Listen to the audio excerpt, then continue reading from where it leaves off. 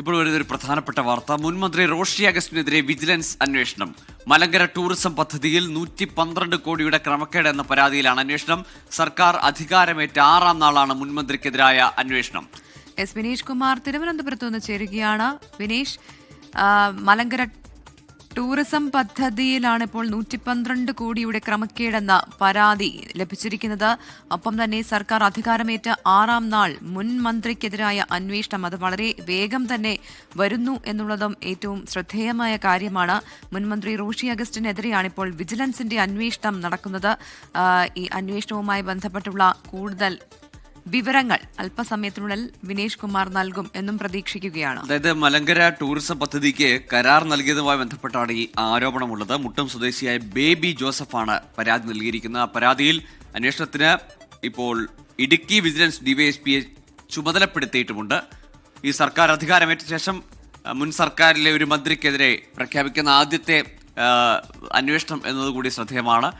നേരത്തെ തന്നെ ഈ 10 വർഷം തുടർച്ചയായി ഭരിച്ച സർക്കാരിന്റെ പല നടപടികളെയും അല്ലെങ്കിൽ പല ഇടപാടുകളെയും പരിശോധിക്കും. അതിലൊക്കെ വിശദമായ പരിശോധന ഉണ്ടാകുമെന്ന് തെരഞ്ഞെടുപ്പ് കാലത്തും തെരഞ്ഞെടുപ്പ് വിജയത്തിനു ശേഷവുമൊക്കെ പ്രധാനപ്പെട്ട നേതാക്കൾ, UDF നേതാക്കളും കോൺഗ്രസ് നേതാക്കളും ഒക്കെ പറഞ്ഞതാണ്. ഇപ്പോൾ ആദ്യം അന്വേഷണം വരുന്നത് മുൻമന്ത്രി റോഷി അഗസ്റ്റിനെതിരെയാണ്. വിജിലൻസ് അന്വേഷണത്തിന് ഡിവൈഎസ്പിയെ തന്നെ ചുമതലപ്പെടുത്തിയിരിക്കുകയാണ്, ഇടുക്കി വിജിലൻസ് ഡിവൈഎസ്പിയെ. എസ് വിനേഷ് കുമാർ ചേരുന്നുണ്ട്. വിനേഷ്, എന്താണ് ഈ ആരോപണം? അന്വേഷണത്തിന്റെ ത്വരിത വേഗത്തിലൊരു അന്വേഷണത്തിനാണോ നിർദ്ദേശം?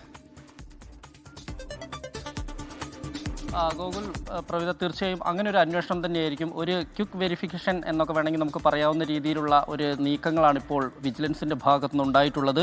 മുൻ മന്ത്രി റോഷി അഗസ്റ്റിന്, ജലവിഭവ വകുപ്പ് റോഷി അഗസ്റ്റിനെതിരെയാണ് ഇത്തരത്തിൽ ഒരു അന്വേഷണം, വിജിലൻസ് ഒരു അന്വേഷണം ആരംഭിച്ചിട്ടുള്ളത്. അന്വേഷണം മലങ്കര ടൂറിസം പദ്ധതിയിലെ 112 കോടിയുടെ ക്രമക്കേട് നടന്നു എന്നുള്ളതാണ്. ഇതിൽ മന്ത്രിക്ക് നേരിട്ട് പങ്കുണ്ടെന്നുള്ള പരാതിയുടെ അടിസ്ഥാനത്തിലാണ് ഇപ്പോൾ വിജിലൻസ് അന്വേഷണവുമായി മുന്നോട്ട് പോകുന്നത്. നമുക്കറിയാം, നേരത്തെ ഇതുമായി ബന്ധപ്പെട്ടുകൊണ്ടുള്ള ആരോപണങ്ങൾ ഈ മുൻ മന്ത്രിക്ക് എതിരെ ഉണ്ടായിരുന്നു, അതായത് റോഷി അഗസ്റ്റിനെതിരെ ഉണ്ടായിരുന്നു. എന്നാൽ ഇപ്പോൾ കൃത്യമായി തന്നെ വിജിലൻസിന് പരാതി ലഭിച്ചിട്ടുണ്ട്. ഈ പരാതിയുടെ അടിസ്ഥാനത്തിലാണ് ഇപ്പോൾ നടപടിയുമായി മുന്നോട്ട് പോകുന്നത്. ഇടുക്കി വിജിലൻസ് ഡിവൈഎസ്പിക്കാണ് ഇതിൻ്റെ അന്വേഷണ ചുമതലയുള്ളത്. FSIT redefine destinations private limited കമ്പനിക്ക് കരാർ നൽകി. ഈ കരാർ നൽകിയതിലാണ് കോടികളുടെ ക്രമക്കേട് നടന്നു എന്നുള്ള ആരോപണം ഉയർന്നിട്ടുള്ളത്. എന്തായാലും വിജിലൻസ് അന്വേഷണവുമായി മുന്നോട്ട് പോകും.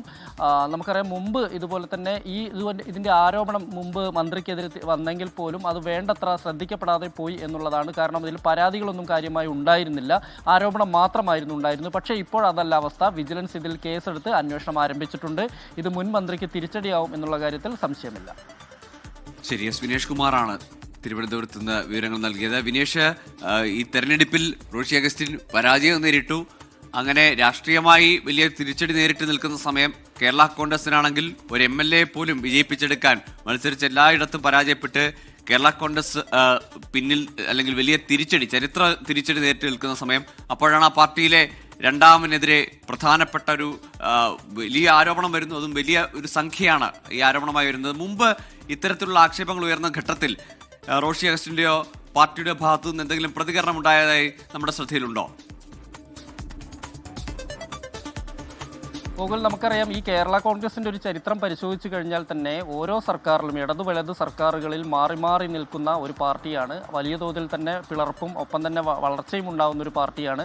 പലപ്പോഴും ഇത്തരത്തിലുള്ള അഴിമതി കഥകൾ പുറത്തു വരാറുണ്ട്. അതിൽ പ്രധാനമായും വരുന്നത് ഭൂമിയുമായി ബന്ധപ്പെട്ടുകൊണ്ടാണ്. ഇപ്പോൾ നമുക്ക് മതികെട്ടാനിലൊക്കെ ചരിത്രം പരിശോധിച്ചു കഴിഞ്ഞാൽ ഈ റോഷി അഗസ്റ്റിൻ്റെ പാർട്ടിയിലുള്ള അന്ന് KM മാണിക്കെതിരെയാണ് വലിയ ആരോപണമുണ്ടായത്. അതിനുശേഷവും നിരവധി അഴിമതി കേസുകൾ പുറത്തു വന്ന് നമ്മൾ കണ്ടതാണ്. കേരള കോൺഗ്രസിൽ ഇതൊരു പുത്തരിയല്ല.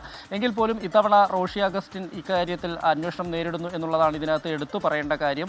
മുമ്പ് പക്ഷേ അദ്ദേഹം ഇതിൽ കൃത്യമായൊരു പ്രതികരണത്തിന് തയ്യാറായിട്ടില്ല. ഇത് മുട്ടം സ്വദേശി ബേബി ജോസഫാണ് ഇതിൻ്റെ പരാതിക്കാരൻ. നേരത്തെ ഇങ്ങനെ ഒരു ആരോപണം പുറത്തു വരികയും അത് മാധ്യമങ്ങളുടെ വാർത്തയാവുകയും ചെയ്തതല്ലാതെ കൃത്യമായൊരു മറുപടിയൊന്നും അദ്ദേഹത്തിൻ്റെ ഭാഗത്തുനിന്നുണ്ടായില്ല. അഴിമതി അത്തരത്തിലുള്ള നടന്നിട്ടില്ല എന്ന് മാത്രമാണ് പറയുക മാത്രമാണ് റോഷി അഗസ്റ്റിൻ ചെയ്തിട്ടുള്ളത്. പക്ഷേ വിജിലൻസ് ഇപ്പോൾ അന്വേഷണം ആരംഭിച്ചിട്ടുണ്ട്. ത്വരിതഗതിയിൽ തന്നെ അന്വേഷണം ആരംഭിക്കുകയും അതിൽ കൃത്യമായി തന്നെ ഇതിൽ പങ്കുണ്ടെങ്കിൽ, ഈ 112 കോടി ക്രമക്കേടിൽ പങ്കുണ്ടെങ്കിൽ ശക്തമായ നടപടിയുമായി മുന്നോട്ട് പോകാൻ തന്നെയായിരിക്കും UDF സർക്കാരിൻ്റെ തീരുമാനം എന്നുള്ള കാര്യത്തിൽ സംശയമില്ല. കാരണം വരും ദിവസങ്ങളിൽ ഇത്തരത്തിലുള്ള ക്രമക്കേടുകളും മറ്റും എല്ലാം തന്നെ കണ്ടെത്തുക എന്നുള്ള ലക്ഷ്യത്തിലേക്ക് കൂടി UDF പോവും എന്നാണ് നമുക്ക് ലഭ്യമാവുന്നൊരു വിവരം.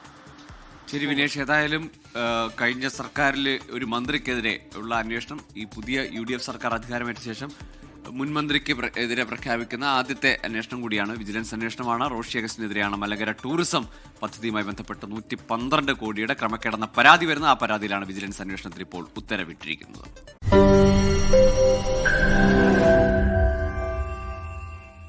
ലോകത്തെവിടെയായാലും ഏത് സമയത്തും 24 വാർത്തകളും ഓഗ്മെന്റഡ് റിയാലിറ്റി പാക്കേജുകളും എക്സ്പ്ലെയിനറുകളും വിശദമായി കാണാൻ ഞങ്ങളുടെ YouTube ചാനൽ നിങ്ങൾക്ക് സബ്സ്ക്രൈബ് ചെയ്യാം.